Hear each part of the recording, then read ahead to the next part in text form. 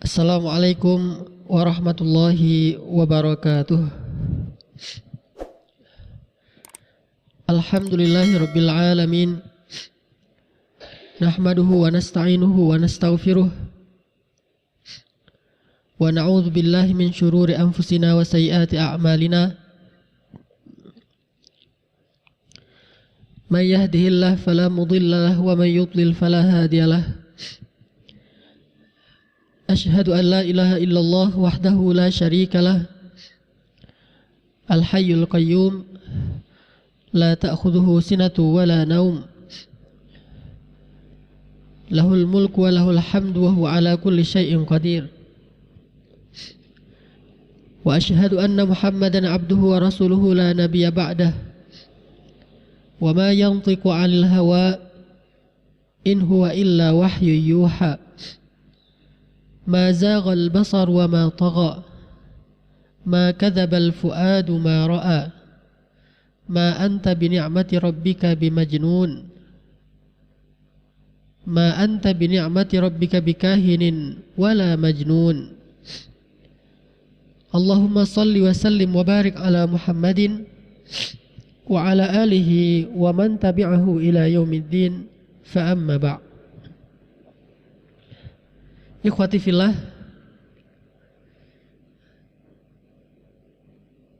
Imam Al-Ghazali rahimahullah, seorang ulama yang cukup terkenal. Beliau pernah menulis buku yang sebagian besar kaum muslimin membacanya. Buku itu adalah buku Ihya Ulumuddin. Artinya menghidupkan ilmu-ilmu agama. Ihya Ulumuddin. Sampai orang Mesir punya peribahasa tentang kitab Ihya Ulumuddin. Kata mereka, man lam yaqra al-ihya falaysa bi ihya. Siapa yang belum pernah membaca kitab Ihya, maka dia tidak ihya. Artinya siapa yang belum pernah membaca kitab Ihya Ulumuddin, dia bukan orang yang hidup. Sampai ini jadi peribahasa di Mesir, saking populernya kitab Ihya Ulumuddin, sampai mereka mengatakan man lam yaqra al-ihya falaysa bi ihya. Siapa yang tidak pernah membaca kitab Ihya, maka dia orang mati, tidak ihya. Siapa yang pernah baca Ihya? Nggak ada orang hidup. 1, 2, 3, cuma berempat kita ya yang hidup. Siapa yang belum pernah baca kitab ini, dia tidak disebut orang yang hidup. Bahasa lainnya, kemana aja? Kok udah selama ini kita hidup di bumi gak pernah baca kitab Ihya? Memang ada sisi mubalaghah di sini, ada hiperbola sedikit. Seolah-olah kitab Ihya ini jadi kitab suci ya, yang harus dibaca. Tapi itulah orang Arab, kadang-kadang untuk menekankan sesuatu pesan, mereka memakai gaya mubalaghah, di hiperbola sedikit supaya orang bersemangat. Walaupun yang paling cocok itu siapa yang tidak pernah baca Quran, maka dia tidak hidup. Terus kalau rumah yang tidak dibacakan di dalamnya Al-Quran, maka dia seperti apa? Kuburan. Hati yang di dalamnya tidak ada Al-Quran, maka hati itu mati. Lebih tepatnya, peribahasa ini untuk Al-Quran memang. Akan tetapi tidak ada salahnya juga sebagai motivasi kita mengiyakan sajalah peribahasa orang Mesir, man lam yaqra al-ihya falaysa bi ihya. Siapa yang tidak baca kitab Ihya, dia bukan orang ihya, artinya orang hidup. Nah, Imam Al-Ghazali ini rahimahullah pernah mengatakan satu kalimat yang cukup penting untuk kita jadikan kata-kata di pembuka buku agenda kita, atau di status kita di BlackBerry, atau jadi slogan hidup kita, jadi kata-kata hikmah atau quotes. Apa kata Imam Al-Ghazali rahimahullah? Dasarnya ilmu adalah meyakini bahwa akhirat itu lebih baik daripada dunia. Itu dasarnya ilmu.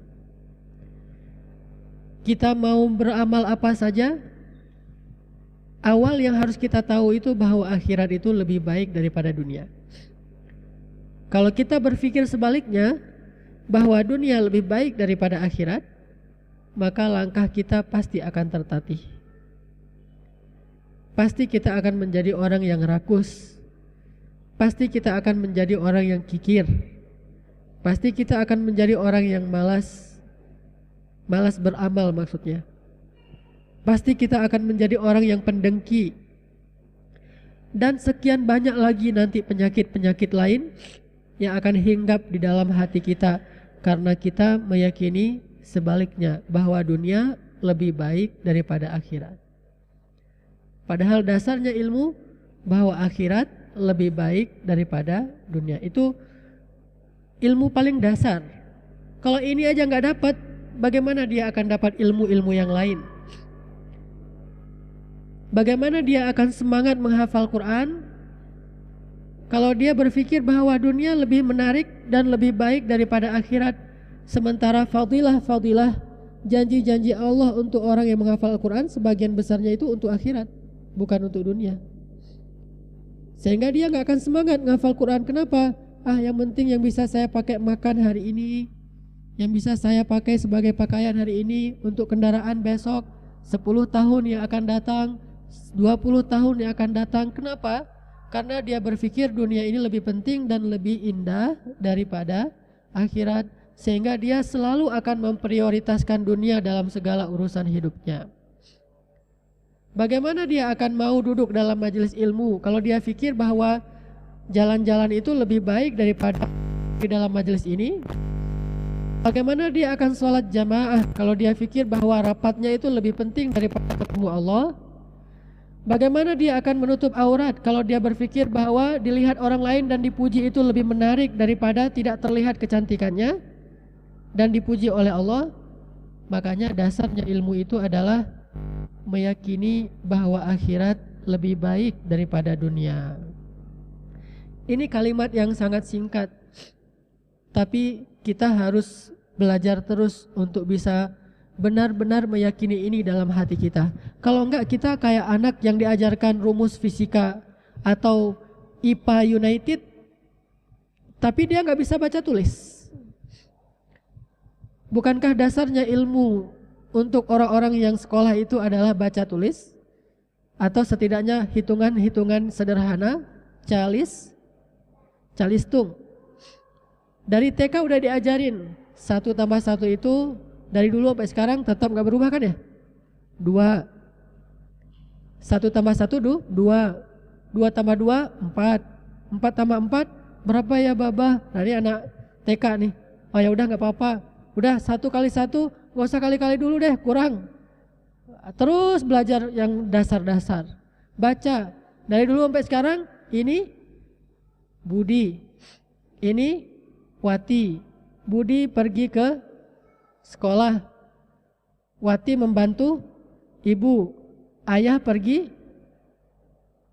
ke kantor, ibu pergi ke pasar. Berarti Wati pergi kemana?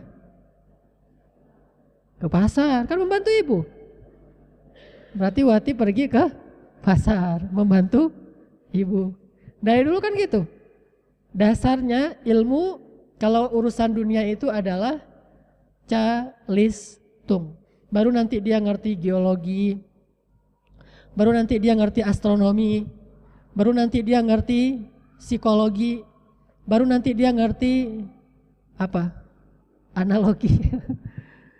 Kalau yang tata kota apa? Planologi. Baru nanti dia ngerti segala macam ilmu-ilmu yang sudah rumit dan luas. Akan dia mengerti kalau dia bisa ilmu dasar, yaitu calistung. Kalau ini nggak bisa, nggak mungkin dia akan bisa mengerti yang lebih rumit darinya. Kalau ini nggak bisa, nggak mungkin dia bisa berjalan di muka bumi, nggak bisa baca, nggak bisa tulis, nggak bisa berhitung. Coba kalau nggak bisa baca, bagaimana dia akan tahu rambu-rambu lalu lintas? Sementara sekarang cara orang berinteraksi itu lebih banyak dengan membaca daripada dengan mengingat. Beda dengan orang di zaman dulu. di zaman Nabi dan para sahabat banyak mentransformasikan atau mentransfer informasi itu bukan lewat baca tulis, surat dikirim, itu nggak terlalu populer walaupun ada. Yang paling populer itu dengan mendengar lalu hafal kan ya? Atau mengalami lalu dihafal. Mirip dengan cara berinteraksinya hewan. Hewan kan gitu, saking kuatnya hafalan hewan itu kan dia berinteraksi dengan hafalan. Gajah melewati satu tempat, itu dia hafal. Setelah sekian tahun nanti dia balik lagi ke tempat yang semula. Cuma tempat yang dia lewati dulu sekarang udah jadi perkampungan penduduk. Kita nuduh gajah, gajah masuk ke kampung. Bukan gajah masuk kampung, manusia masuk kampung gajah. Itu kan kalau kita baca di tentang gajah. Gajah lewat jalan di depan Istiqomah nih. Dulu di sini hutan. Jalurnya gajah hijrah dari satu tempat ke tempat lain, mencari air, mencari tempat-tempat yang subur. Dia lewat sini nih. Hafal sama gajah. Dan itu dihafalkan kepada anak-anaknya. Antar anak-anaknya pas pulang lewat sini juga. Kita bilang, gajah masuk Istiqomah. Bukan, Istiqomah yang masuk ke areanya gajah. Itu terjadi di Aceh, terjadi di Lampung, terjadi di Thailand.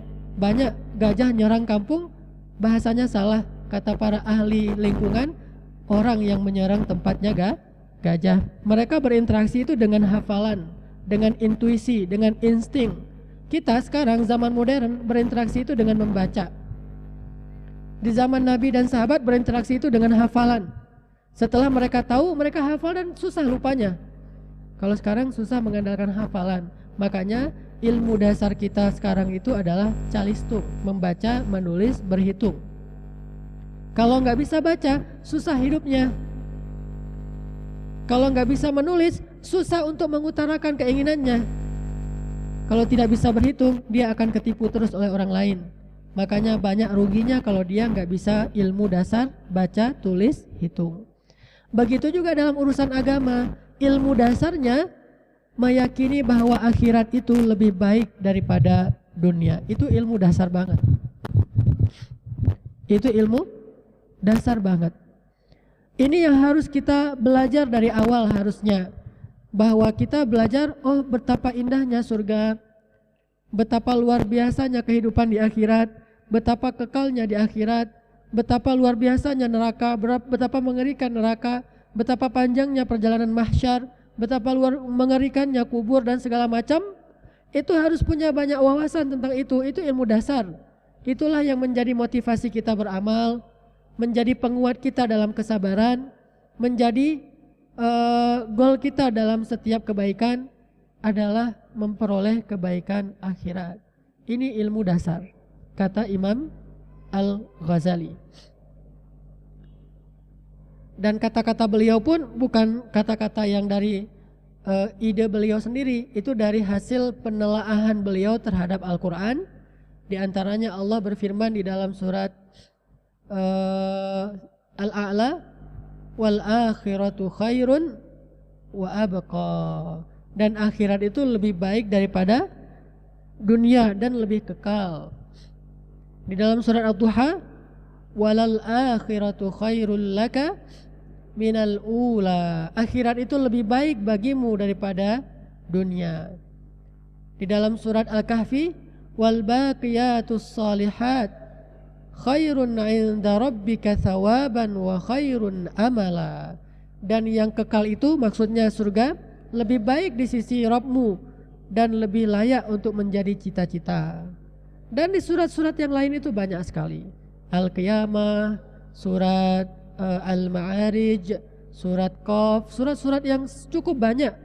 Walaupun bahasanya beda-beda, tapi intinya sama, bahwa akhirat itu lebih baik daripada dunia.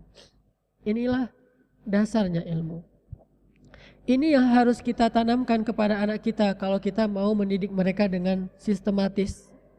Ini salah satu materi wajib untuk diajarkan kepada anak-anak. Coba sekarang cari materi ini di sekolah Indonesia ada. Bahkan di pesantren pun gak ada materi ini. Gak ada di pesantren. Materi bahwa akhirat lebih baik daripada dunia gak ada. Paling-paling akhirat itu suruh hafal nama-nama surga. Suruh hafal nama-nama neraka, terus udah gitu-gitu aja.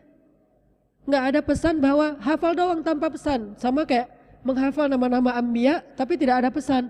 Apa untungnya saya hafal nama Nabi Adam? Ada pesannya harusnya. Nuh ada pesannya, Ibrahim ada pesannya.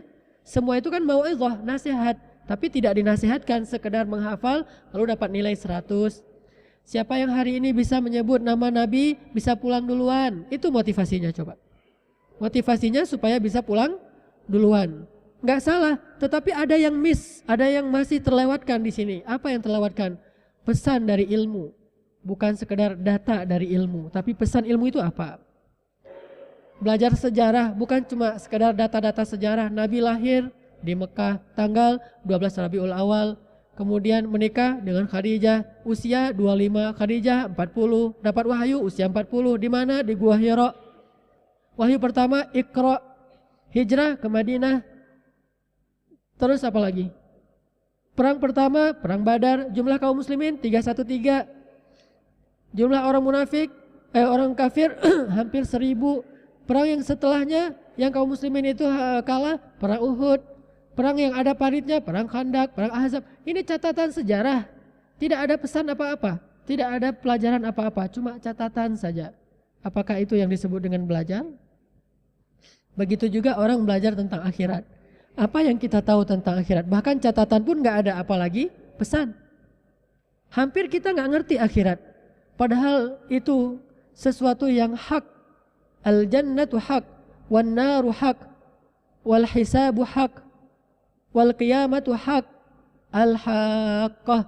Semua itu benar. Dunia ini yang disebut dengan fana, tidak benar-benar ada.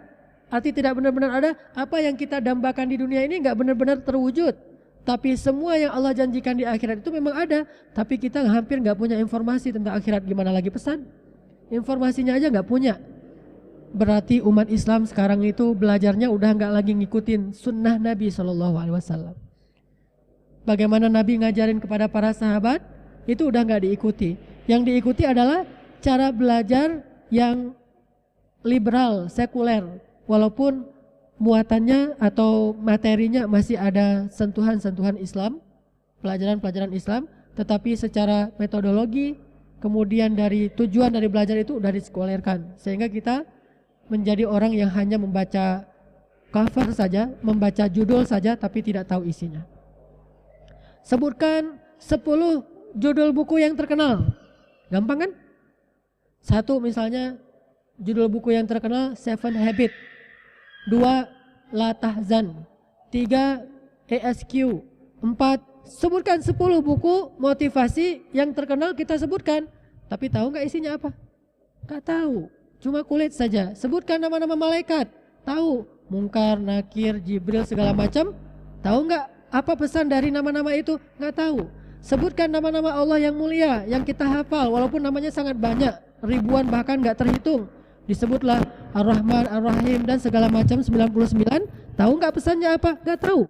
Berarti ini sama dengan menghafal judul-judul buku terkenal tapi nggak pernah baca isinya. Itu kerjanya apa kalau kayak gitu? Kira-kira orang ini kerja apa kalau tugasnya menghafal judul-judul buku terkenal? Apa pekerjaannya? Jadi pegawai Gramedia. Ada buku ini, itu mah buku lama, udah nggak ada, dia tahu kan? Pernah baca? Saya juga belum pernah, cuma baca sinopsisnya doang. Atau paling baca judul sama tagline-nya doang. Ini sama. Hafal nama-nama surat. Al-Fatihah, Al-Baqarah, Ali Imran, segala macam. Apa pesan dari Al-Fatihah? Nggak tahu. Berarti nggak ada pesannya kan? Begitu juga urusan akhirat. Begitu juga urusan surga dan neraka. Kita pikir anak kita udah pintar dengan menghafal nama-nama surga? Belum. Pesannya itu yang harus kita tanamkan kepada mereka. Apa pesannya? Akhirat lebih baik daripada dunia. Arti akhirat yang saya maksud di sini atau yang dimaksud Imam Al-Ghazali, surga, bahwa daripada dunia. Surga itu lebih baik. Cek. bahwa surga itu lebih baik daripada dunia. Ini yang harus coba sungguh-sungguh deh. Terutama nih kalangan ibu-ibu sebagai mujahidah di rumah, murabbiyah. Kalau bapak-bapak nanti membantu. Ibu-ibu yang paling banyak kan berinteraksi dengan anak-anak. Coba ibu-ibu fokus banget cari sebanyak mungkin informasi bahwa betapa akhirat itu lebih baik daripada dunia. Lalu yakini itu, kemudian coba transfer pesan itu kepada anak-anak kita dari sejak dia kecil. Kalau ini bisa sampai, setelahnya semuanya mudah. Semuanya akan punya inisiatif sendiri. Dia punya kuah dorongan sendiri. Nggak perlu kita kejar-kejar dia untuk sholat. Kenapa? Dia yang tertarik kepada itu. Nggak perlu kita kejar-kejar dia untuk ngaji. Kenapa? Dia yang tertarik untuk itu. Nggak perlu kita absen dia puasa apa enggak hari ini. Atau kita ngintip-ngintip dia wudunya sambil minum apa enggak. Dia sendiri yang senang. Nggak perlu kita habis-habisan memantau dia karena dia tahu bahwa akhirat itu lebih baik atau lebih mengerikan daripada dunia. Surga lebih baik daripada dunia atau neraka lebih mengerikan daripada dunia. Kalau itu udah tertanam, udah nggak perlu kita terus-menerus memutabaah, terus-menerus melihat dia apa yang dia lakukan di kamar. Ini nggak akan terlalu repot kalau ini yang kita tanamkan. Tapi seiring dengan tantangan di luar rumah itu lebih besar, maka mujahadah kita juga harus lebih besar ketimbang di zaman sahabat yang tantangan di luar itu nggak sedahsyat sekarang. Sampai Nabi aja mengakui nanti akan muncul masa di mana fitnah itu luar biasa seperti potongan-potongan malam yang gelap. Kan gitu kan? Artinya apa? Ini nggak pernah terjadi di masa sebelumnya. Saking parahnya fitnah di akhir zaman. Di zaman kita, fitnah media, fitnah pergaulan, fitnah hiburan, segala macam itu fitnah. Arti fitnah kan ujian ya. Kesesatan dan segala macam, dosa, maksiat. Ini semuanya luar biasa berkembangnya di zaman kita dan digandrungin oleh banyak orang dan cukup perkembangannya itu cukup signifikan, maju sekali sehingga butuh jerih payah yang lebih luar biasa lagi daripada seorang ayah dan ibu untuk anaknya dibandingkan di masa Nabi. Sampai Nabi bilang akan muncul nanti satu zaman yang fitnahnya itu cukup banyak seperti potongan-potongan malam yang gelap. Seseorang paginya beriman, malamnya kufur. Malamnya beriman, paginya kufur. Bisa jadi rezeki yang paling halal pada saat itu adalah seseorang yang menggembalakan ternaknya di puncak gunung. Kan gitu kan? Saking susahnya mencari rezeki yang halal bagi laki-laki. Perempuan-perempuan yang di zaman itu kasiyat, ariyat, ma'ilat, mumilat. Dia menutup aurat, tapi seperti tidak pakai apa-apa. Dia suka memancing dan dia senang kalau orang terpancing.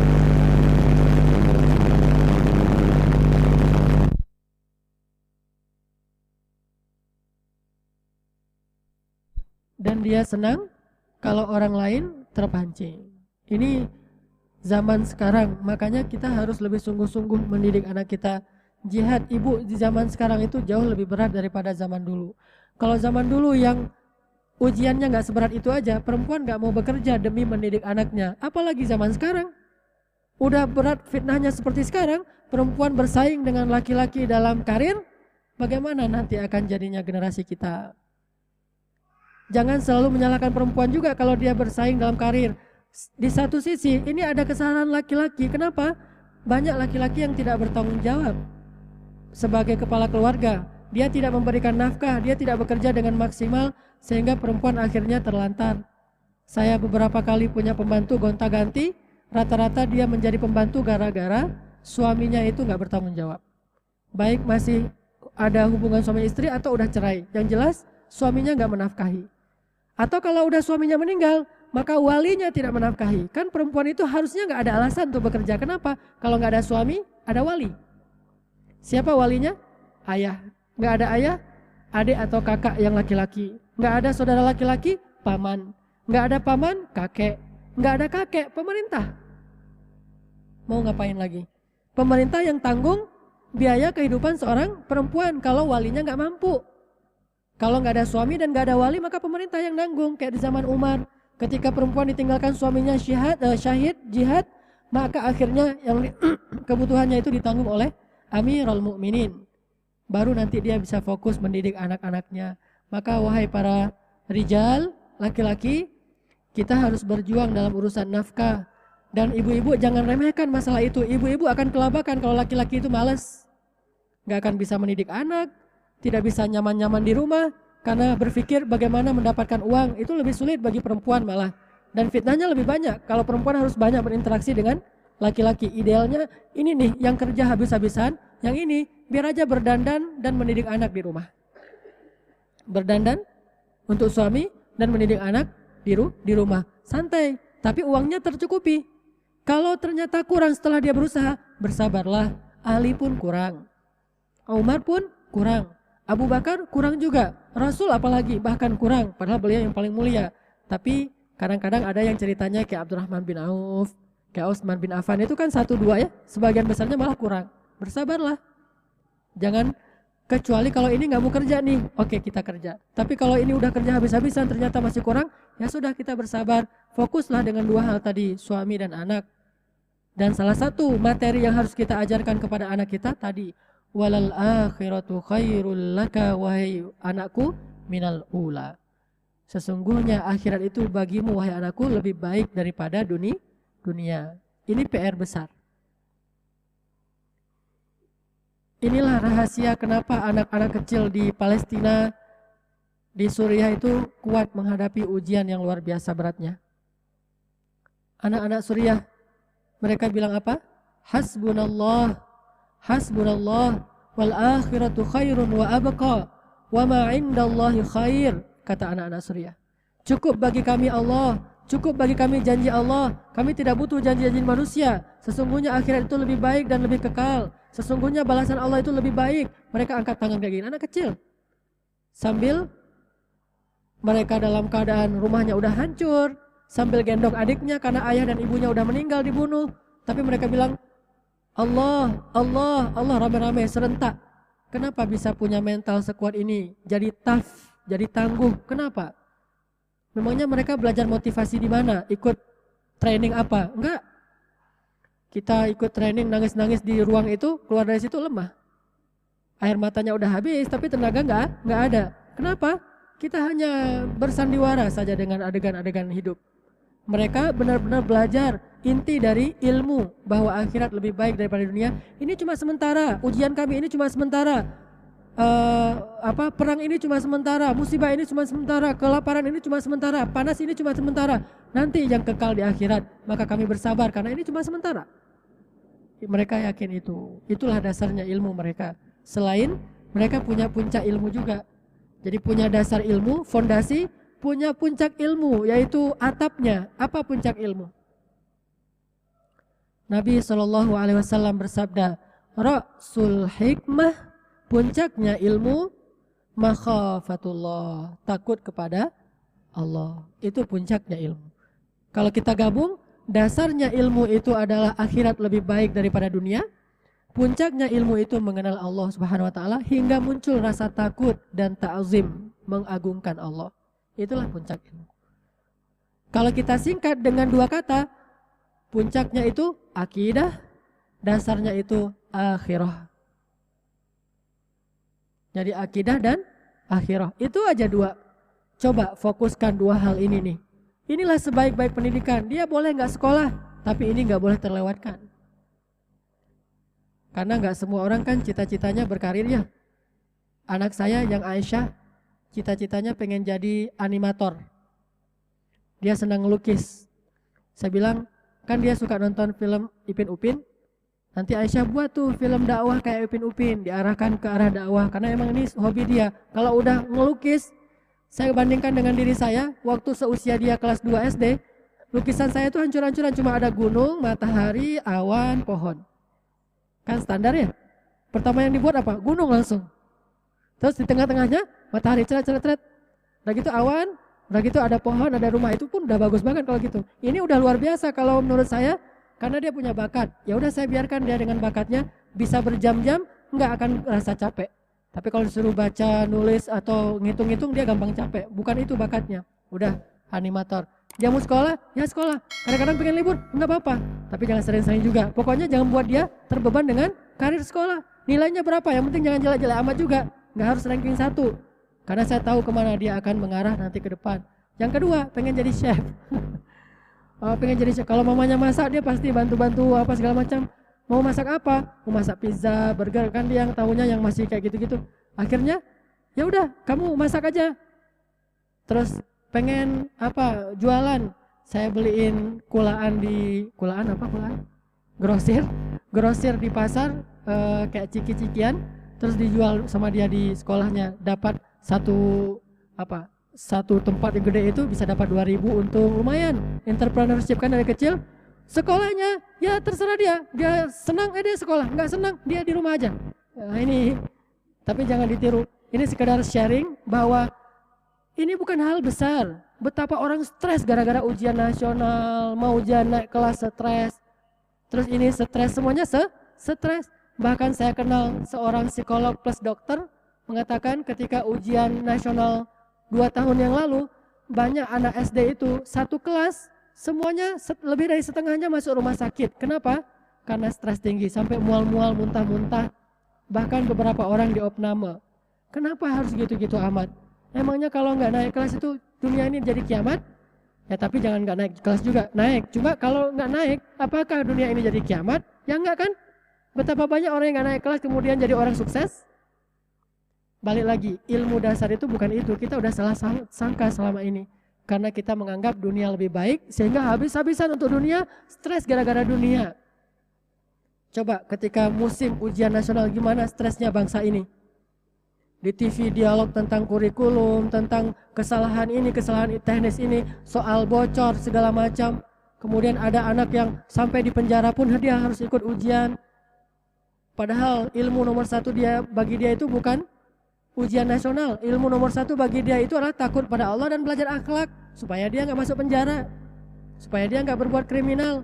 Supaya dia nggak kena narkoba. Tapi dia pakai ujian matematika, fisika, segala macam. Dia bingung lihat ini semua, ini benda apa ini semuanya. Yang dia tahu selama ini narkoba. Kita udah salah, kita pikir dunia inilah segalanya. Sehingga ketika gagal di ujian nasional, habislah dunia saya. Dari mana cerita kayak gitu? Emang semua orang yang nilainya bagus akan sukses? Belum tentu juga, walaupun nilai yang bagus itu insya Allah sukses. Tapi nggak menjamin yang nilainya bagus itu bakalan sukses. Nggak menjamin. Tapi yang memiliki karakter yang kuat, itulah yang sukses. Nilainya bagus dan berkarakter, atau nilainya belum bagus tapi dia berkarakter. Dia jelas fokus punya satu yang dia inginkan, itu biasanya sukses. Cuma kita, itulah karena dunia sudah ada di hadapan kita udah jatuh cinta sama dia, sehingga kita terpengaruh bahagia dan susah kita oleh dia.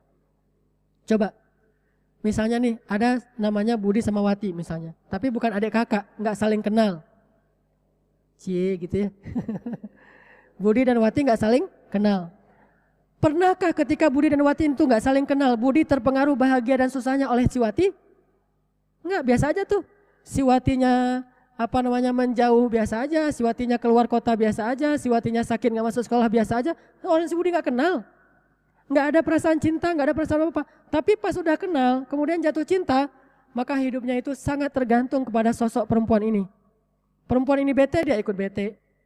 Perempuan ini berpaling muka, dia apa? Dia sedih, muncul lagu berpaling muka gitu-gitu kan? Kenapa? Dia terpengaruh rasanya oleh si perempuan. Kalau perempuan ini nanti bilang lo gue, maka dia akhirnya nabrak diri ke truk.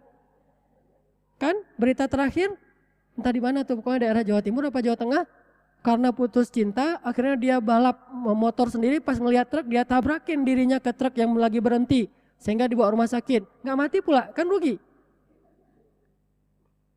Kenapa pengen dilihat oleh orang yang dia cintai? Betapa aku nggak bisa hidup tanpa kamu. Coba lihat betapa lemahnya dia gara-gara jatuh cinta kepada perempuan ini. Nggak salah kalau dalam urusan suami istri, tapi maksud saya ini analogi untuk dunia. Seringkali ketika kita udah jatuh cinta kepada dunia yang fana ini, yang tidak mungkin memuaskan hawa nafsu kita, kita akan merasa senang dan bahagia itu tergantung kepada kondisi dunia kita. Itulah yang salah yang paling besar. Saya sering bilang, Jangan hitung duit pakai hati. Hitunglah duit pakai jari. Apa bedanya menghitung duit dengan hati dan dengan jari? Kalau hitung duit pakai jari gimana? Masih banyak? Ini lagi kan? Biasa aja. Wajahnya nggak akan tersenyum lampai, oh gimana gitu. Hatinya nggak akan berbunga-bunga, biasa aja tuh. Cuma jarinya aja ngitung. 1, 2, oh 100 juta. Ah itu berarti ngitungnya pakai jari. Terus ngitung lagi 100.000. Biasa aja juga. Kenapa ngitung 100.000 kok lama banget? Uang 1000-an. Mereka lama kan ya, 100 biji. Taruh di situ. Biasa juga. Sekali dia dapat 100 juta dia biasa aja. Dapat 100.000 dia biasa aja. Ini yang bermain, bukan ini. Itu berarti dia tidak jatuh cinta pada dunia. Tapi orang muslim gak boleh bilang dunia itu lepasin aja. Enggak. Bukan itu maksudnya. Jangan masukkan dunia ke dalam hati. Biarkan dunia itu ada di dalam genggaman kita. Tapi jangan sekali-kali dia masuk ke dalam hati kita. Itu bahaya banget. Itulah awal dari masalah kita. Makanya kata Nabi, penyakit akhir zaman itu wahan. Apa wahan? Salah satunya hubbud dunia. Bukan memiliki dunia, hubbud dunia. Itu beda banget. Kalau memiliki dunia tapi tidak cinta, itu boleh. Siapa yang memiliki dunia tapi dia nggak cinta sama dunia? Nabi Ayub punya dunia yang sangat banyak kan dulu. Sampai hujannya aja apa? Hujan emas dan hujan dinar. Terus siapa di antara sahabat yang punya dunia? Abdurrahman, Utsman. Ini punya dunia. Tapi apakah mereka cinta dunia? Nggak sama sekali, biasa aja tuh. Dia nggak merasa sombong dengan kekayaannya, tidak merasa berbangga diri dengan kekayaannya, tidak merendahkan orang lain yang lebih miskin dari dia, biasa-biasa aja. Nggak pengen dipuji, oh saya memperlihatkan kekayaan saya naik kendaraan ini, saya pakai jam yang berharga sekian. Itu nggak banget, nggak pamer sama sekali. Kenapa? Dunia itu nggak masuk ke hatinya sama sekali, tapi ada dalam genggamannya. Kenapa? Allah takdirkan emang dia kaya. Yang miskin pun nggak akan sengsara gara-gara nggak dapat banyak dunia, biasa aja juga. Mana ada cerita para sahabat yang demo ke Nabi gara-gara harga korma naik? Nggak ada. Atau yang demo kepada Nabi seperti orang Yahudi. Gimana demonya orang Yahudi kepada Musa? Ya Musa, kami ini lapar sebelum engkau datang atau setelah engkau datang. Jadi nggak ada artinya juga engkau datang, tetap aja kami lapar. Itu kan sama banget dengan kita. Pemimpin ini kita masih lapar, ganti pemimpin lagi kita masih lapar. Jadi lapar adalah ukuran sukses dan gagalnya seorang pemimpin. Ini ukuran duniawi banget. Coba kalau Muhammad Mursi yang jadi pemimpin di Indonesia, presiden pertama yang hafiz Al-Quran, atau perdana menteri pertama yang hafiz Al-Quran siapa? Ismail Haniyeh yang di Palestina. Apakah orang Palestina udah kenyang sekarang? Dengan Ismail Haniyeh jadi perdana menteri, nggak kenyang, biasa aja tuh, tetap aja lapar. Pas Mursi jadi presiden Mesir, apakah orang Mesir jadi kenyang? Enggak, biasa aja. Bukan itu ukurannya. Ukuran seorang pemimpin yang soleh itu adalah bisa menjamin umat atau masyarakatnya itu selalu berada dekat kepada Allah Subhanahu wa taala. Itu kan pesan Umar ketika dia jadi khalifah. Nabi datang memangnya untuk memberi kekenyangan kepada sahabat-sahabat beliau. Justru sahabat beliau sejak jadi muslim malah sering lapar daripada kenyang. Sebelum jadi muslim sering kenyang daripada lapar. Tapi pas sudah masuk Islam malah lebih sering lapar. Bukan di hati. Jadi lapar itu enggak mempengaruhi rasa sedihnya. Kenyang pun tidak mempengaruhi rasa girangnya yang berlebihan. Makanya kata Allah, likaila ta'saw ala ma fatakum, supaya kalian tidak merasa berputus asa dengan yang kalian tidak dapatkan, wala tafrahu ala ma atakum, dan supaya kalian tidak lupa diri dan girang banget dengan apa yang Allah berikan kepada kalian. Flat ajalah, plain urusan dunia di hati kita. Kita boleh menggenggam uang sebanyak-banyaknya, asal kita di hati tidak mencintainya. Kalau kita udah mencintainya, kita bukan hanya akan menggenggam, kita akan memeluknya dan tidak mau melepaskannya lagi. Dan itu kikir. Tapi kalau hati tidak mencintainya, hanya menggenggam saja, maka Allah minta, dia kasih aja, biasa aja tuh. Hilang, bukan diminta oleh Allah dengan cara yang dia sukarela. Allah ambil dengan cara terpaksa. Dia nggak sukarela, tapi Allah ambil. Rugi atau bangkrut atau ditipu orang, dia juga nggak buat dia stres, biasa-biasa aja. Ketika dia dapat banyak, nggak membuat dia lupa diri sombong. Ketika dia tidak dapat apa-apa, nggak membuat dia putus asa dan terpukul. Biasa aja. Ini namanya menghitung uang dengan jari, bukan dengan hati. Itu yang saya maksud dengan jangan mencintai dunia, bukan jangan memiliki dunia. Nggak ada kalimat jangan memiliki dunia. Bahkan Allah sendiri mengatakan dunia itu khair. Wa innahu lihubbil khair lasyadid. Sesungguhnya dia terhadap kebaikan itu sangat mencintainya. Allah menyebut kebaikan. Kata semua ulama tafsir, khair di ayat itu artinya ad-dunya, al-mal wal banun, harta dan anak, itulah khair. Kadang-kadang kalau nggak khair, zinah, perhiasan. Kebaikan, perhiasan, senda gurau, permainan, apalagi? Terus ujian, terus musuh, kan ya? Macam-macam kan sebutan tentang dunia. Dia ada kebaikannya tapi bisa jadi musuh besar juga. Nah itu ditempatkan di luar hati kita. Di dalam hati jangan sampai masuk. Ini nggak bisa sekedar mendengar 1 kali 2 kali ceramah. Ini harus jadi bahan renungan kita untuk terus kita dalam tanda petik bermeditasi dengan materi ini. Coba kita renungkan materi ini. Saya nggak boleh cinta dunia, saya nggak boleh cinta dunia, saya nggak boleh cinta dunia. Saya harus cinta akhirat. Akhirat itulah yang mempengaruhi senang dan susahnya saya. Akhirat itulah yang membuat saya hari ini tersenyum atau cemberut. Maksudnya, kalau hari ini saya bisa beramal soleh, saya senang. Kalau hari ini saya bisa berjuang di jalan Allah, saya senang. Kalau hari ini saya bisa sholat subuh berjamaah, saya senang. Tapi kalau hari ini saya bangunnya telat, saya sedih. Kalau hari ini saya nggak bisa sholat tahajud, saya sedih. Kalau hari ini saya nggak bisa sedekah, saya sedih. Itu baru orang yang hatinya dipengaruhi oleh akhirat, tidak dipengaruhi oleh dunia. Dan insya Allah kalau hatinya udah dipengaruhi oleh akhirat, nggak ada penyakit dengki, sombong, itu nggak ada. Kenapa? Itu musuhnya akhirat, musuhnya surga. Nggak mungkin itu akan ada di dalam hatinya. Kita coba belajar membuang cinta dunia dalam hati kita. Walaupun dunia masih tersisa banyak di tangan kita. Tapi jangan sampai dia masuk ke dalam hati. Tadi juga sama. Urusan dengan pasangan, dengan anak, dengan harta, dengan pekerjaan, dengan orang lain. Kalau semuanya kita niatkan karena akhirat, maka kita tidak akan terpengaruh oleh kondisi-kondisi duniawi, bahagia atau sengsaranya kita. Tapi kita terpengaruh oleh kondisi ukhrawi. Coba ini benar-benar coba dimasukkan ke dalam hati kita. Apa kata Ali bin Abi Thalib? Ya dunya, talaqtuki salas. Wahai dunia, aku telah mentalak kamu dengan talak 3.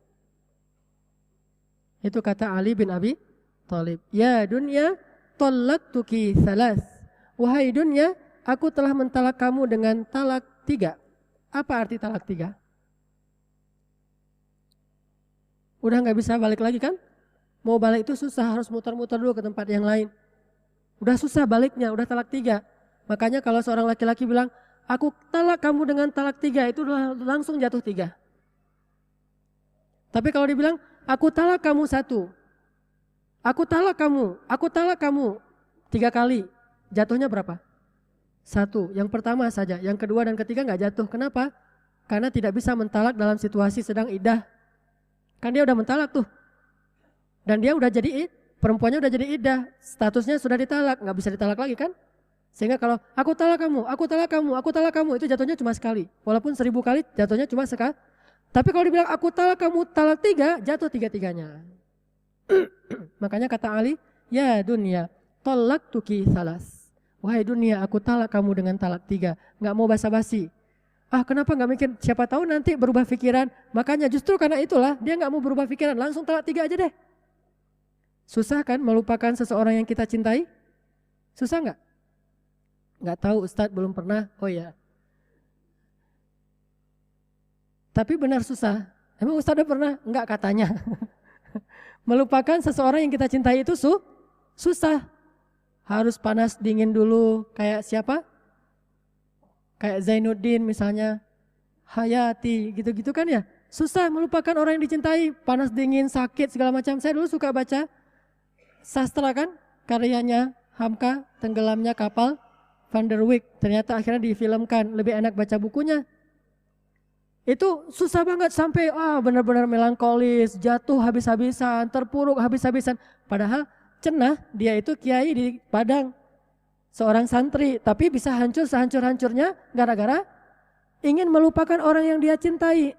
Memang berat, begitulah melupakan dunia. Emang berat, enggak gampang. Tapi harus diusahakan, belajarlah untuk bisa melupakan dunia. Karena kita emang udah terlanjur jatuh cinta sama dunia. Tapi dunia enggak pantas. Dunia enggak pantas untuk dicintai. Walaupun kita udah terlanjur jatuh cinta sama dunia. Jujur kalau saya pribadi mengatakan saya terlanjur jatuh cinta sama dunia. Makanya sedang belajar untuk melupakan dia. Saya udah bilang ke dia, dunia lo gue N. Di hati ya, dunia lo gue N. Tapi ya namanya cinta gimana? Teringat lagi, gitu kan ya? Analogi orang yang putus cinta kan gitu. Walaupun dia udah sebel banget, gak mau ketemu, tapi teringat lagi. Apalagi kalau dikenang dengan beberapa peninggalan sejarah, itu kan akan teringat lagi tuh. Apa peninggalan sejarahnya? Surat-surat, foto-foto, hadiah-hadiah ulang tahun segala macam. Itu kan peninggalan sejarah. Itu kalau masih tersisa, teringat lagi tuh. Sama kayak gini nih, kita pengen melupakan si Neng yang namanya dunia. Kan dunia itu Neng. Neng itu apa sih? Perempuan yang belum menikah. Kalau yang sudah menikah bahasa Sundanya apa? Ce. Kata Nabi, nanti di akhirat, di padang mahsyar, akan datang kepada manusia seorang perempuan tua yang jelek. Perempuan tua, jelek, bau, gak ada daya tariknya sama sekali. Dia mendatangi setiap orang. Kata orang yang dia datangi, ilaiki anni, jauh-jauh jangan deketin saya. Dia datangi lagi orang lain, ilaiki anni, jauh-jauh dari saya. Terus mereka semua bertanya, ya Rabbi, siapa perempuan tua yang jelek ini? Kata Allah, hiyad dunya, dialah dunia. Dialah yang kalian kejar-kejar selama hidup. Dialah yang membuat kalian memutuskan silaturahim, membuat kalian saling menzalimi, membuat kalian melupakan aku, membuat kalian bermaksiat kepadaku. Dia. Sekarang saya, kata Allah di surat Maryam, asmi' bihim wa absir yauma ya'tunana. Pada hari mereka datang kepada kami, penglihatan mereka jelas. Sehingga mereka bisa melihat kesejatian sesuatu. Bagaimana dunia, itulah dunia yang sejatinya. Cuma sekarang kita penglihatannya kabur. Ghamam, oleh apa? Oleh hawa nafsu, oleh bisikan syaitan. Sehingga kita nggak bisa ngelihat dunia yang aslinya. Kita bilang dia Neng, padahal dia bukan cek juga sih, udah nenek-nenek. Apa bahasa Sundanya? Hah? Nini, itu tuh. Kita bilang neneng, padahal dia nini. Kenapa kita selama ini mengatakan dia Neng? Karena kita kabur, gak bisa ngelihat dengan jelas. Nanti di akhirat kata Allah di surat Maryam, asmi' bihim, pendengaran mereka jelas, wa absir, dan penglihatan mereka jelas. Sehingga kalau mereka melihat dunia, mereka gak mau, ilaiki anni, jauh-jauh. Kenapa? Karena mereka udah melihat dunia yang aslinya seperti apa. Makanya kita sekarang bilang, susah ya ngelupain si Neng ini. Terus ingat lagi, apalagi kalau tadi itu ngelihat ada peninggalan-peninggalan sejarahnya si Neng. Neng apa namanya? Neng dunia. Neng dunia. Dunia ini nama bahasa Arab, kemudian jadi bahasa India, jadi bahasa Indonesia. Orang India kan juga jemputnya dunia kan ya? Orang Indonesia juga jemputnya dunia. Tahu arti dunia? Tempat yang rendah. Atau tempat yang dekat. Dua-duanya benar, dekat dan rendah. Dekat dengan kita karena kita hidup di sini, dan rendah. Sedangkan langit itu sama, tempat yang tinggi. Kalau dunia rendah, segala yang ada di dalamnya rendahan semuanya, kecuali kalau dia terhubung kepada langit. Laqad khalaqnal insana fi ahsani taqwim, tsumma radadnahu asfal. Kami taruh dia di aspal. Bahasa Arabnya asfal, bahasa Indonesianya aspal juga. Apa arti aspal? Tempat yang diinjak-injak. Itu aspal, karena kita nggak bisa bilang F, akhirnya aspal. Siapa bilang itu fitnah? Jadi Allah bilang asfal, kita bilang aspal. Itu bahasa Arab, jangan pikir orang Indonesia itu punya bahasa sendiri. 90% bahasa kita itu Arab. Kita jelek-jelekin orang Arab, padahal kita belajar bahasanya dari orang Arab. Semua kita bisa bahasa Arab, asfal, apalagi tamasya, apa banyak kan saya nggak ingat. Tapi kalau saya lagi ngajar bahasa Arab, oh ini bahasa Indonesia, oh ini bahasa Indonesia. Murid-murid, banyak lah. Nah intinya, pada dasarnya manusia itu kalau ngebumi banget, itu aspal. Illa kecuali alladzina amanu, sama langit. Wa amilus solihat, ajaran langit. Falahum ajrun ghairu mamnun, atau watawasau bil haq watawasau bisab. Kalau dia terhubung kepada ajaran langit, baru dia menjadi tinggi. Kalau enggak, dia aspal banget. Dia rendahan banget, dunia banget. Makanya dunia itu enggak pantas dicintai. Walaupun kita boleh memiliki. Bukan pantas dimiliki, boleh dimiliki tapi enggak boleh dicintai. Boleh memiliki dunia, karena Allah sendiri yang menghalalkannya untuk kita. Wala tansa nasibaka minat dunia. Jangan lupalah nasib kamu. Nasib coba. Itu nasib bahasa Arab. Cuma kita kurang fasih menyebutkannya. Bukan nasib aslinya. Nasib. Bukan nasib. Nasib. Nasib itu artinya bagian. Ah udah nasib saya. Udah bagian saya. Kita aja nasib kita pikir takdir. Bukan. Wala tansa nasibaka minat dunia. Nasibak. Nasib kamu. Nasib kamu, kita bilang nasib. Artinya jangan lupa juga dengan dunia. Jangan juga kita buang semua dunia. Bahkan ada sahabat saking bencinya dengan dunia, pengen nyedekahin semua hartanya. Kata Nabi, kamu punya anak dan istri? Punya. Maka jangan semuanya. Ya udah kalau gitu Nabi setengah aja boleh enggak? Jangan, itu banyak. Kalau gitu sepertiga aja. Ah itu juga udah banyak. Tapi udahlah, enggak apa-apa. Siapa dia? Sa'ad bin Abi Waqqas.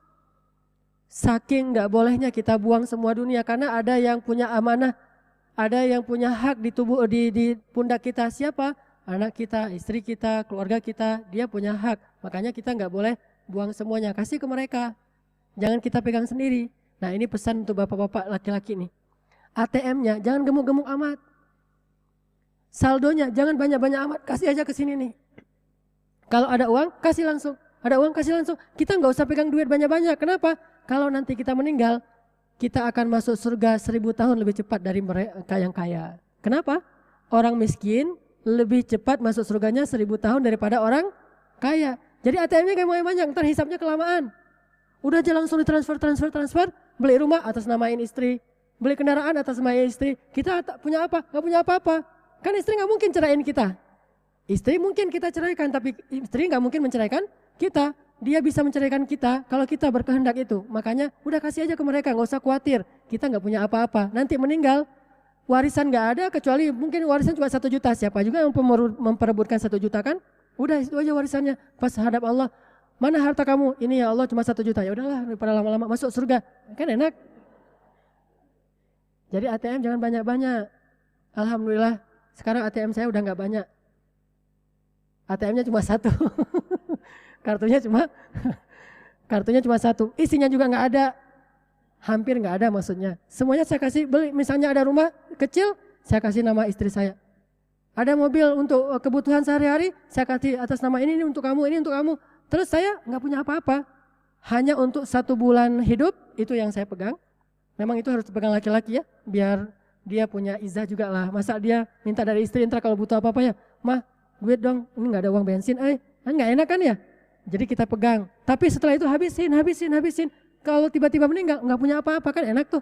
Meninggal sebagai orang miskin. Sahabat tuh kayak gitu tuh. Coba baca kisah-kisah sahabat. Rata-rata kalau mereka meninggal, mereka pengen hartanya dihabisin dulu, biar mereka statusnya nanti nggak bertanggung jawab di hadapan Allah. Itu enaknya. Kenapa ada ilmu waris? Bagi mereka yang nggak sempat menghabiskan harta semasa hidup. Berlakulah ilmu waris. Sahabat jarang pakai waris-warisan. Kenapa? Udah gak ada yang bisa diwarisin, apa juga ngewarisin apa? Gak punya apa-apa. Abu Bakar sebelum meninggal ngapain? Dia panggil Aisyah, dia panggil Asma, dia panggil Abdurrahman, anak-anaknya dipanggil, wahai anak-anakku, wahai Aisyah kembalikan harta yang kemarin Bapak titipkan ke kamu, terus bagi rata segala macam, dan ambil semuanya Bapak sekarang udah gak punya apa-apa. Selain sehelai kain ini dan kain kafan yang memang udah jelek, itu aja yang dimiliki. Coba kan meninggalnya berstatus orang miskin. Sebaik-baik orang meninggal itu berstatus orang miskin. Jangan berstatus orang kaya. Ini meninggal statusnya orang kaya. Kuburannya aja 1 miliar di San Diego Hill. Santiago. San Diego. Meninggalnya aja statusnya orang kaya, dibawanya lewat tol, keluar tol langsung masuk ke pemakaman. Terus juga kerandanya 300 juta. Pakai jas, pakai dasi, terus pakai sepatu, pakai HP, tiba-tiba berbunyi, ada yang nelpon, diangkat sama yang ngurus, dia udah meninggal, masukin lagi kan? Ini berstatus kayak gini nggak enak meninggalnya, lama nanti hisapnya. Makanya kata Nabi, orang miskin lebih duluan masuk surga daripada orang kaya. Kalau mindset kita tadi akhirat lebih baik, kita nggak mau jadi orang kaya. Terus kekayaan kita kemana? Kasih aja kepada yang membutuhkan. Siapa yang membutuhkan? Istri dan anak-anak. Selain nanti kasih ke fakir miskin, anak yatim kan ya. Tapi yang paling berhak di antara semua itu kan nomor satunya keluarga kita dulu kan. Zawil kurba, dzi makrobah. Istri dan anak-anak mereka membutuhkan. Kita mah nggak butuh-butuh amat lah, laki-laki. Makan di mana aja bisa.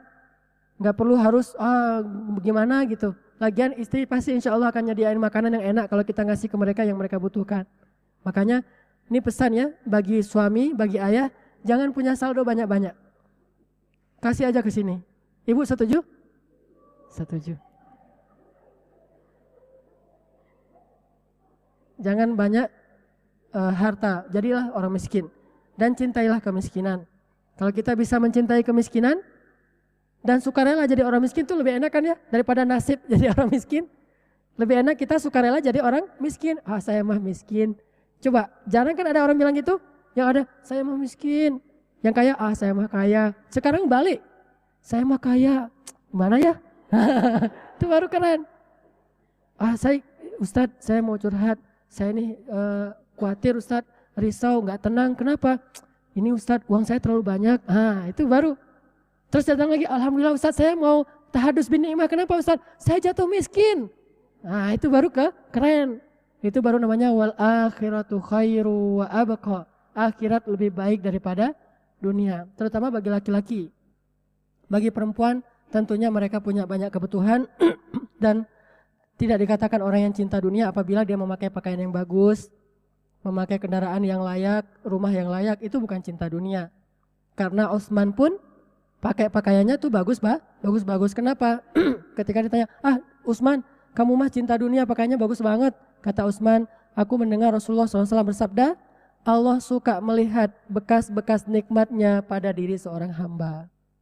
Allah suka ngelihat bekas-bekas nikmat Allah pada diri seorang hamba. Jadi kalau Allah ngasih nikmat, ya jangan kita sembunyiin, kita pakai dong. Biar Allah lihat, walaupun Allah maha tahu isi hati kita. Sama kayak manusia, kalau dia kasih kita hadiah kan dia pengen kita pakai kan? Itu maksudnya. Salah satu bentuk syukur itu adalah kita memperlihatkan nikmat Allah tanpa harus sombong. Itu. Soal hati lain lagi, soal fisik lain lagi. Makanya jangan sampai dunia itu kita bawa ke dalam hati kita. Cukuplah di tangan kita saja. Orang mencangkul di sawah pakai tangan aja deh, gak usah pakai hati nyangkulnya. Capek. Makanya makan juga gitu, makan itu pakai mulut, jangan makan hati, kan gak enak. Jangan libatkan hati dalam urusan dunia, benar. Ini maksudnya spesifik, gak umum ya, karena ada urusan yang memang pakai hati. Jangan libatkan hati dalam urusan dunia, libatkan saja logika kita, libatkan tangan kaki kita, mulut mata kita, perut kita. Jangan makan pakai hati, arti makan pakai hati itu kita bahagia dan sengsara itu tergantung jenis makanan. Menunya apa hari ini Bu? Menunya cuma ikan asin, akhirnya bete seharian. Ada orang kan yang minum pakai hati, saya nggak bisa berpikir, kalau belum minum kopi, itu minumnya udah pakai hati. Saya nggak bisa berpikir kalau belum ngerokok, itu berarti menghisap dengan hati. Kalau gitu Ustadz ngisap pakai mulut aja ya Ustadz, nggak usah pakai hati ya, nggak usah dihisap lah kalau itu mah. Minum kopi, kata Imam Hasan Al-Banna, kopi itu haram hukumnya bagi mereka yang mengatakan saya nggak bisa berpikir tanpa kopi. Itu jadi haram hukumnya kopi. Ini kata Hasan Al-Banna. Walaupun nggak semua ulama berpendapat demikian, tapi setidaknya ini kan udah bergantung. Ketergantungan kepada benda kayak gini, makhluk, itu membuat kita jadi lemah. Coba kalau kita jihad dan nggak ada kopi. Gimana cara ngatur strategi ya? Contohnya berat banget Ustadz jihad. Ya emang kan tujuannya itu. Coba berjihad itu di Suriah nggak ada kopi coba. Orang pergi umroh aja nggak ada kopi, susah nyari kopinya kecuali kopi instan. Dia pengen kopi buatan istrinya. Saya punya saudara nih, tapi nggak usah disebut namanya. Ada saudara pergi ke rumah saya di Bandung. Dia tinggalnya di Jawa Timur, pergi ke Bandung. Cepat-cepat pengen pulang, kenapa? Karena dia pengen bikinin kopi untuk suaminya. Si ibu ini di Bandung, suaminya masih di Jawa. Saya pamitnya mau pulang dulu. Kok baru sehari udah pengen pulang? Kasihan si bapak, nggak ada yang bikinin kopi. Hah? Kenapa? Kalau nggak istrinya yang bikin kopi, dia nggak mau minum kopi. Dan kalau dia nggak minum kopi, dia nggak berangkat kerja. Coba saking parahnya. Kopi itu harus setiap pagi agar bisa berangkat kerja, dan yang membuat kopi hanya istrinya saja. Di satu sisi ini adalah cinta juga mungkin ya, tapi setidaknya ini sudah ketergantungan. Jangan gantungkan bahagia dan sengsara kita dalam urusan dunia. Itu nanti sengsara sendiri. Cobalah melupakan dia. Lupakanlah si Neng itu. Walaupun berat bagi kita. Bertahap, pelan-pelan. Lama-lama pasti bisa dilupakan juga. Nggak ada orang yang nggak bisa ngelupain. Ayat Al-Quran aja bisa lupa. Padahal itu nggak boleh dilupain kan? Apalagi sekedar manusia biasa, lupain aja. Bukan manusia lagi. Benda nggak jelas namanya dunia. Udah lupain aja. Tapi walaupun kita lupakan, bukan berarti kita tinggalkan. Boleh kita miliki, tapi tidak boleh kita cintai. Wahai dunia, aku telah mentalak engkau dengan talak 3. Coba bilang itu dalam hati kita, atau pas sendiri bilang, dunia, aku sudah talak kamu dengan talak 3. Kata dunia, ya udah, aku cari yang lain. Kan banyak yang masih mau bersedia menjadi kekasihnya dunia ya. Ya udah terserah lu deh. Ya udah yang penting gue sama lu. Ya, bilang aja gitu sama dunia, agak-agak gaul dikit nggak masalah. Yang penting intinya talak. Dunia aku talak engkau dengan talak 3. Sehingga Ali bin Abi Thalib ketika beliau jadi khalifah nggak mempengaruhi beliau itu gajinya kecil atau besar, nggak mempengaruhi kinerja beliau. Kenapa? Udah ditalak. Sama dengan kita, nggak mempengaruhi bayarannya kecil atau besar, ya tetap kita sungguh-sungguh. Kalau itu baik, ini namanya udah mentalak dunia. Tapi kalau kita bisa mencari yang lebih baik dalam urusan rezeki, pekerjaan, nggak apa-apa kita cari. Karena apa? Karena mereka butuh, bukan karena saya cinta. Tapi saya ingin memenuhi kebutuhan keluarga saya. Wafa. Wafa itu memenuhi hak. Sifat wafa itu sifat orang mukmin. Saya ingin memenuhi hak istri saya, hak anak-anak saya, kebutuhan mereka. Bukan karena saya cinta dunia, enggak sama sekali. Saya sedih karena melihat mereka kekurangan, kelaparan, itu membuat saya sedih. Bukan karena saya lapar, biasa aja lah bagi saya kalau saya lapar. Tapi kalau mereka lapar saya nggak kuat. Itu mungkin masih wajar lah, bertahap ya. Sampai ke tingkat seperti Nabi Ibrahim alaihissalam. Seperti Hajar, seperti Ismail alaihissalam. Ini baru namanya mereka mentalak dunia. Makanya ketika Ali dengan Fatimah hidupnya sangat terbatas, dari sejak mereka menikah itu kan acaranya udah nggak duniawi banget kan ya? Masih ingat gimana acara resepsinya Ali dengan Fatimah? Maharnya apa? Maharnya itu minjam ke calon mertua. Minjam kepada Rasulullah. Apa yang dipinjam? Baju perang. Ini maharnya. Terus acara pernikahannya berapa menu makanannya? Ada yupa-yupa, ada pecel, ada segala macam? Enggak, cuma satu menu, susu saja. Cuma susu. Terus pakaian pengantin perempuannya? Ada bekas tambalan sampai 14 bekas tambalan di pakaian pengantin. Itu pun enggak nyewa. Mana ada yang nyewain kayak gitu. Itu pun warisan dari ibunya yang mulia, yaitu Khadijah. Warisan Khadijah, perempuan yang sangat kaya, jatuh miskin gara-gara dakwah. Kemudian mewariskan baju untuk Fatimah. Itu baju paling bagus, kalau enggak bakalan dipakai di hari itu kan. Baju paling bagusnya itu ada 14 tambalan. Coba gimana baju sehari-harinya? Itu baju pengantin 14 tambalan. Apakah setelah itu mereka acaranya tuh bete? Terus yang datang salaman, semoga sakinah mawaddah warahmah. Orang Indonesia, sakinah mawaddah warahmah. Sakinah apa orang acaranya kayak gini? Enggak kan? Biasa aja tuh. Tapi coba zaman sekarang, kalau enggak 1 miliar, itu anaknya enggak mau nikah. Tuh artis itu aja 2 miliar. Saya kalau belum jadi artis ya 1 miliar lah. Nanti kalau udah jadi artis baru 2 miliar. Mana ada cerita kayak gitu. Terus baju pengantinnya itu sampai 15 meter di belakang, ketarik, keinjak-injak. Terus juga acaranya itu harus di sebuah tempat yang megah, mahal. Terus juga kotak cancelingnya itu ada di setiap sudut di mana-mana. Terus yang lihat terus ada yang nungguin lagi kan ya. Udah kotak cancelingnya itu ditaruh di depan, ditungguin kan. Yang nungguinnya itu 2 orang supaya nggak bisa dikelabui. Diliatin gini. Jadi kita datang kalau nggak masukin itu nggak enak banget. Sehingga banyak kasus masukin juga cuma amplopnya kosong. Kan banyak tuh, terutama di kampung-kampung. Bahkan saudara saya pernah ngalamin kayak gitu. Dari sekian banyak amplop, setengahnya itu kosong. Kenapa? Karena nggak enak ditungguin soalnya. Daripada cemberutin, ya udah masukin. Padahal isinya kosong. Nah ini kita terpengaruh bahagia dan tidak bahagianya hari pernikahan kita oleh berapa budgetnya dan berapa penghasilan dari budget itu nanti. Ini dunia. Sementara Ali dan Fatimah nggak terpengaruh tuh, biasa aja. Walaupun Nabi juga gitu kan, Nabi beberapa kali menikah. Salah satu acara pernikahan Nabi yang paling lumayan besar itu nikah dengan siapa? Nikah dengan siapa? Yang paling lumayan lah acaranya.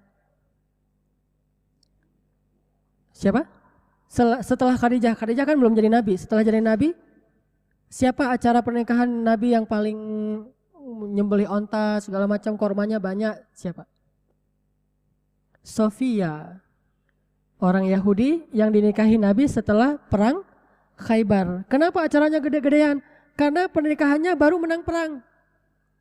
Dan perjalanan pulang. Dan banyak sahabat-sahabat yang ingin merayakannya. Akhirnya dipotonglah beberapa puluh ekor onta. Terus kormanya lagi banyak-banyaknya dibagi-bagi. Emang acara itu agak gede. Sementara yang lain sederhana-sederhana sekali. Aisyah itu sederhana. Terus juga Hafsah itu sederhana. Apalagi Ummu Salamah, apalagi Saudah. Semuanya sederhana. Apakah mengurangi kebahagiaan rumah tangga mereka? Enggak, biasa aja. Cuma sekali rumah tangga Nabi pernah ribut gara-gara masalah dunia. Itu aja langsung turun ayat coba. Sekali-kalinya langsung turun ayat. Coba kalau kita berkali-kali, kayaknya udah satu Al-Quran masalah kita doang tuh. Hari ini, besok turun ayat terus menegur kita. Kalau istri Nabi cuma sekali, langsung turun ayat. Surat apa? Surat Al-Ahzab.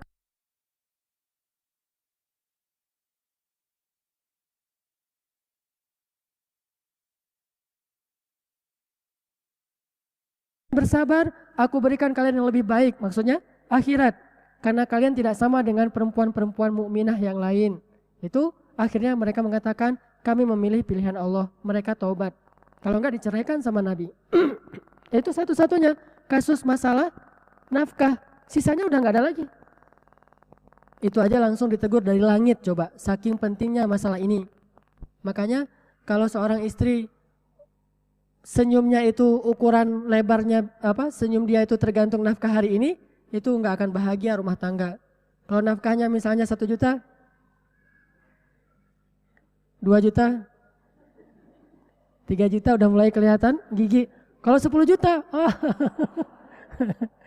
kan ada tuh yang minta misalnya 100 juta gitu kan ya. Saya pengen setiap bulan itu 100 juta. Kalau nggak 100 juta saya bete. Itu bahaya. Dunianya tuh nggak nyaman. Jangan menggantungkan bahagia kita pada nafkahnya suami. Suami juga jangan menggantungkan bahagia dan nggak bahagianya itu dari senyum istri. Walaupun dua-duanya penting. Nafkah penting, senyum penting. Tapi jangan gantungkan di hati. Saya ulangi lagi, itu boleh kita miliki. Tapi jangan dijadikan asbab bahagia dan sengsaranya kita di hati, itu enggak boleh. Makanya kata Nabi, ajaban li amril mu'min. Betapa mengagumkan orang yang beriman. Tidak ada orang yang kayak gini kecuali orang beriman. Kenapa? Kalau dia diberikan nikmat bersyukur, itu baik. Kalau dia diberikan ujian, dia bersabar, itu baik. Idza asabahu sarra syakara fakana khairan lah, wa in asabathu dharra sabara fakana khairan lah, wa laisa dzalika illa lil mu'min. Ini artinya enggak terlalu fluktuatifnya psikologi dia atau kegembiraan dan kesengsaraan dia itu enggak terlalu bergantung kepada kondisi dia. Memang wajar lah menitikkan air mata, sedih itu masih wajar. Cuma jangan sampai ke tingkat putus asa. ya'as. La asu, jangan sampai putus asa. Jangan sampai kayak tadi tuh, nabrakin diri ke truk yang sedang berhenti. Itu namanya putus asa. Berarti dia sudah melibatkan hati dalam urusan dunia. Kalaupun kita mencintai, cintailah karena Allah. Kalau Allah bilang jangan cintai, ya kita tidak cintai. Kalau Allah bilang suruh benci, ya kita benci. Kalau Allah suruh cintai, kita cintai. Apa ayatnya? Walakinnallaha habbaba ilaikumul iman wa zayyanahu fi qulubikum wa karraha ilaikumul kufra wal fusuqa wal isyan. Allah membuat kalian cinta kepada keimanan dan menjadikan rasa cinta itu indah di hati kalian dan menjadikan kalian benci kepada kekufuran, kefasikan dan kedurhakaan. Ulaika humur rasyidun. Itu baru namanya orang yang benar, kata Allah. Cinta dan bencinya itu diatur oleh Allah, bukan oleh hawa nafsu. Itu baru dia akan bahagia. Belajarlah dari situ. Belajarlah dari kata-kata Imam Al-Ghazali. Talak dunia seperti Ali bin Abi Thalib. Ya dunia, talak tuki salas. Setelah itu hidup Fatimah dengan Ali sangat sederhana ketimbang sahabat-sahabat yang lain.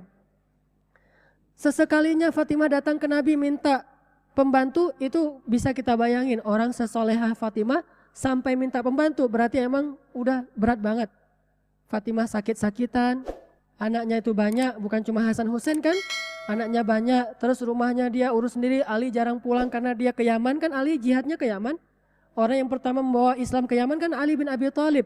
Dia pergi ke Yaman. Mekah Yaman itu kan jauh banget, bisa berbulan-bulan gak pulang. Sehingga Fatimah gak kuat sendiri ngurus keluarga kayak gini nih, berat. Harus menahan kangen ke suaminya yang tercinta.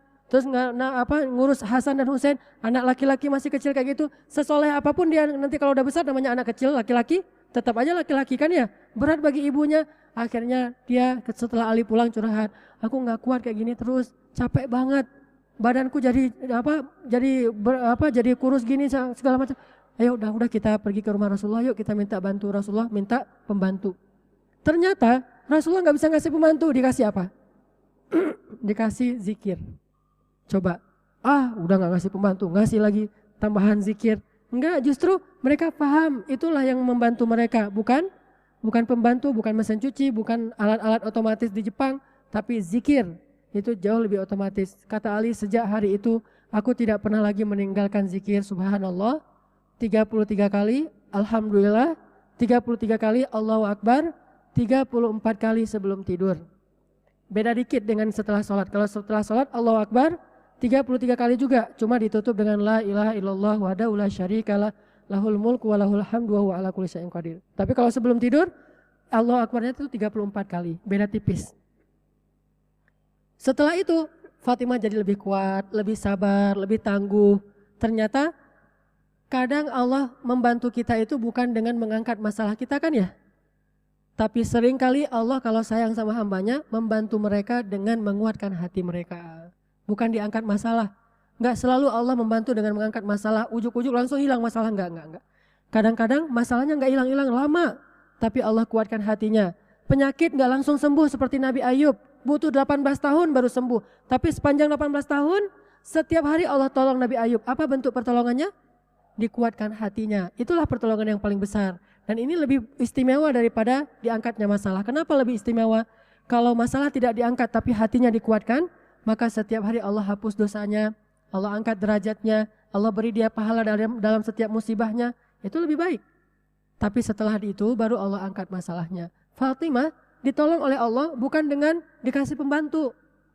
Ditolong oleh Nabi bukan dengan dikasih pembantu, bukan dikasih dengan alat-alat rumah tangga yang komplit, tapi ditolong dengan dikuatkan hatinya lewat zikir. Sehingga sejak saat itu Fatimah gak pernah lagi mengeluh. Dia kuat menghadapi ujian rumah tangga. Ini Ali dan Fatimah. Dunia bagi mereka gak terlalu berpengaruh. Mereka gak minder sebagai orang miskin. Bahkan seringkali ada masalah antara Ali dan Fatimah, gak sampai membuat mereka gimana gitu. Udah kalau ada masalah, Ali keluar dari rumah ngapain? Taruh tanah di atas kepala. Terus dia duduk di bawah pohon bernasyid. Nah, gitu-gitu tuh. Ali tuh gitu orangnya. Orangnya soleh, banyak ilmu. Tapi kalau lagi ada masalah dengan Fatimah, ekspresi Ali itu taruh tanah di atas kepala. Terus duduk di dalam masjid atau di bawah pohon sambil bernasyid. Pernah Ali lagi bernasyid dalam masjid, datang Umar. Ya Ali, kenapa kamu bernyanyi di dalam masjid? Kata Ali, ya Umar, sesungguhnya aku pernah melakukan hal yang sama dan waktu itu masih ada Rasulullah tapi beliau diam. Berarti itu boleh. Bernasyid di dalam masjid itu aslinya boleh, walaupun jangan dijadikan masjid itu tempat nyanyi, bukan. Tapi boleh, misalnya nih, asal jangan kenceng-kenceng ya. Jangan teriak-teriak dalam masjid, sendiri gitu ya, lagi duduk. La isha illa ishal akhirah, Allahumma arham ansara wal muhajirah. La in qa'adna wa nabiyyu ya'malu, fadhaka minnal amalul mudallalu. Itu kan bisa. Atau saya sering nyanyi lagu tentang penghafal Quran. Ya qari'al apa? Ya gimana sih? Lupa lagi. Nanti teringat. Nah itu kadang-kadang dinyanyiin di dalam masjid. Habis ngulang hafalan misalnya. Nggak enak kalau bilang kita capek ngulang hafalannya. Nggak boleh. Tapi yang namanya manusia. Akhirnya udah selesai mengulang hafalan. Pengen hiburan apa ya? Nasyid. Boleh. Ali juga beberapa kali pernah bernasyid di dalam masjid, ditegur sama Umar, kata Ali, aku pernah melakukan hal yang sama dan Nabi ada dan Nabi diam, berarti boleh. Kenapa Ali bernasyid? Ngilangin masalah, karena dia mungkin ada masalah dengan Fatimah, namanya juga rumah tangga kan ya, sesoleh apapun tetap aja ada masalah. Nabi aja pernah menceraikan 2 istrinya, saking itu padahal Nabi udah soleh, istrinya pasti soleh banget, tapi tetap ada masalah. Ismail pernah menceraikan istrinya, Hajar dengan Sarah juga dengan Ibrahim juga pernah punya masalah. Jangan pikir kakek dan nenek kita yang jadi cerita endless love itu siapa? Adam dan Hawa itu nggak pernah punya masalah. Ada juga masalahnya. Walaupun jadi simbol cinta sejati kan ya. Jabal Cinta. Gunung Cinta di mana? Jabal Rahmah. Sampai banyak orang yang kemarin pas saya umroh ya. Ada ibu-ibu bawa foto tetangganya. Saya bilang, panggilannya Binyai. Binyai ngapain bawa foto tetangga? Ini Ustadz, dia pengen ditaruh fotonya itu di Jabal Rahmah. Soalnya usianya 35 tahun, belum menikah. Jadi pengen ditaruh fotonya di situ biar kecantol gitu. Kecantol apa? Kecantol onta kali ya. Ini simbol cinta. Tapi tetap aja ada masalah. Secinta apapun tetap ada masalah. Jadi jangan heran kalau Ali dan Fatimah ini ada masalah, biasa aja lah. Memangnya dia malaikat. Nah, cuma cara bereaksi dan merespon masalah itu baik. Enggak sampai ribut-ribut sampai gimana gitu. Ya udah, Ali daripada ribut-ribut dia keluar, dia taruh tanah di atas kepala, dia bernasyid. Ngapain sih taruh di atas kepala? Tanya aja sama Ali, saya juga nggak ngerti sampai sekarang. Cuma Nabi kalau ngelihat Ali udah taruh tanah di atas kepala, Nabi tahu banget, oh ini lagi ada masalah sama anak gue nih. Disamperin sama Nabi, ya Abat Turab, wahai bapak tanah. Panggilannya Ali, bapak tanah. Kenapa dipanggil bapak tanah? Karena suka taruh tanah di atas kepala. Nanti kalau lihat yang di sini pakai tanah di atas kepala, saya lagi nggak taruh tanah di atas kepala, jadi nggak ada masalah nih. Itu artinya mereka biasa-biasa aja lah dengan masalah dunia. Ada masalah dihadapin, ada nikmat disyukurin, gitu-gitu aja. Nggak sampai putus asa, sampai sombong apa segala macam, nggak. Karena dia sudah mengeluarkan dunia dari isi hatinya. Tersisalah di sini iman kepada Allah saja dan semua kebaikan-kebaikan di sisi Allah. Itu. Mudah-mudahan ini bisa memotivasi kita. Kesimpulannya cuma satu. Dasarnya ilmu, kata Imam Al-Ghazali rahimahullah, adalah belajar meyakini bahwa akhirat lebih baik daripada dunia. Sehingga kita selalu lebih memprioritaskan akhirat daripada dunia. Lebih mendahulukan akhirat daripada dunia. Kalau dia berbenturan, kalau enggak dua-duanya boleh diambil. Mudah-mudahan bermanfaat. Wassalamualaikum warahmatullahi wabarakatuh.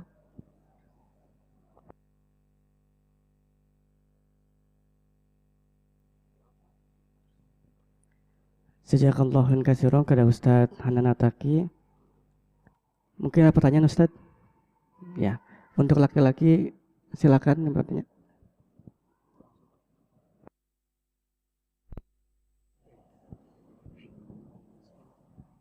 Bismillahirrahmanirrahim. Assalamualaikum warahmatullahi wabarakatuh, Ustaz. Ya, saya Hamam mau bertanya tentang, kan kalau kita istilahnya juhud gitu Ustaz ya, ada istilah juhud dan waro. Jadi kan kita mengutamakan akhirat ketimbang dunia. Yang saya ingin tanyakan itu, dalam konteks isi ayat Al-Quran yang walatan sanasiba kamina dunia itu ya seperti apa Ustaz, arahannya maksudnya kemana gitu Ustaz itu. Terus jadi kan tadi pernah disebutkan juga apa sih ya lebih baik mati atau wafat dalam keadaan miskin gitu Ustaz. Sebabnya kalau di akhir kan miskin lebih cepat penghisabannya gitu kan ya. Nah tapi kan ada satu nggak tahu apa ini perkataan yang seperti ini Ustaz, kan kalau misalnya kemiskinan itu lebih dekat kepada kekufuran gitu Ustaz. Nah itu Ustaz, jadi bagaimana itu Ustaz? Hatur nuhun saja, jazakumullah khairan.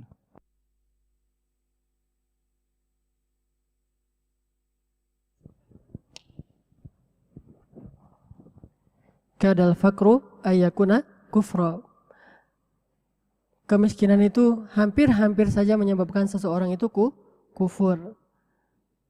Itu berlaku bagi sebagian orang yang lemah imannya. Tapi juga ada hadis Nabi yang mengatakan, aku tidak takut kemiskinan dan kurangnya harta bagi kalian. Ini fima ma'na, saya nggak hafal teks hadisnya. Yang aku takutkan ketika Allah membukakan bagi kalian kesenangan-kesenangan dari pintu langit dan bumi. Sehingga sedikit demi sedikit kalian menjauh dari Allah. Itu juga bisa. Makanya hadis ataupun Al-Quran ataupun kata-kata ulama itu jangan kita lihat dari satu sisi. Itulah syumuliyahnya Islam. Melihat Islam itu harus utuh. Jangan kita tahu hadis ini lantas seolah-olah yang lain itu nggak ada. Kan hadis itu yang kita hafal baru sedikit. Bahkan yang kita baca aja baru sedikit, apalagi yang kita hafal ya. Coba berapa hadis yang dihafal? Innamal a'malu binniyat. Dari dulu juga. Paling-paling kalau paling pintar lagi tambah satu lagi. At-taharah minal iman. At-taharah syatrul iman. Itu aja. Yang lain innamal a'malu binniyat aja nggak utuh. Cuma pembukaannya doang. Padahal masih panjang kan ya. Banyak orang bilang, itu nggak ada hadisnya. Itu nggak boleh kayak gitu. Emangnya dia udah pernah khatam baca hadis? Saya nggak pernah loh khatam baca hadis. Bukhari aja belum pernah khatam. Apalagi hadis-hadis riwayat yang lain. Sehingga kita nggak bisa bilang, itu nggak ada hadisnya. Saya nggak tahu hadisnya, coba cek. Gitu baru benar. Kalau nggak ada hadisnya berarti bid'ah kan? Seringkali orang memudah-mudahkan bid'ah kepada orang lain. Padahal dia aja belum tahu hadisnya. Bisa jadi, saya pernah kayak gitu soalnya kejebak. Saya bilang, itu nggak ada hadisnya. Itu bid'ah. Pas saya baca ternyata ada. Astagfirullahaladzim, saya sesat dan menyesatkan. Sejak saat itu saya tobat, nggak mau lagi bilang kayak gitu. Saya pasti bilang, saya nggak tahu hadis itu. Bisa jadi ada, saya aja yang nggak pernah baca. Orang saya bacanya baru sedikit. Paling-paling bisa dihitung jari lah yang saya baca, apalagi yang saya hafal. Itu juga kadang-kadang kebalik, mana Bukhari, mana Muslim, mana Tirmidzi, kebalik-balik karena hafalannya lemah. Kalau saya yang ngeriwayatin hadis, pasti hadisnya itu bukan cuma dhaif, mungkar. Masih mending dhaif. Lemah ini mungkar itu salah fatal. Karena hafalannya su'ul hifzi, lemah hafalan. Makanya kalau ada hadis itu, ada juga hadis ini. Artinya dua-duanya itu bisa menjeratkan, menjerumuskan manusia kepada kekufuran, atau bisa juga menjadikan manusia itu jalan ke surga, kekayaan dengan sedekah, kemiskinan dengan kesabaran. Makanya semua itu kita lihat dari konteks masing-masing.